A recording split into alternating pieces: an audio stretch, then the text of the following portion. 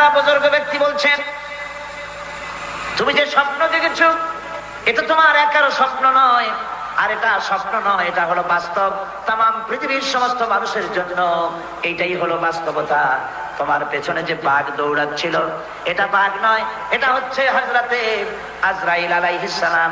প্রত্যেকটি মানুষের পেছনে ঘুরছে, সময় এলি তার জান কবজ হয়ে যাবে। তুমি যে ডালটা ধরে ঝুলেছিলে ওই ডালটি হচ্ছে তোমার হায়াত, আর ডালের গোড়া কাটতে ছিল সাদা ইঁদুর আর কালো ইঁদুর।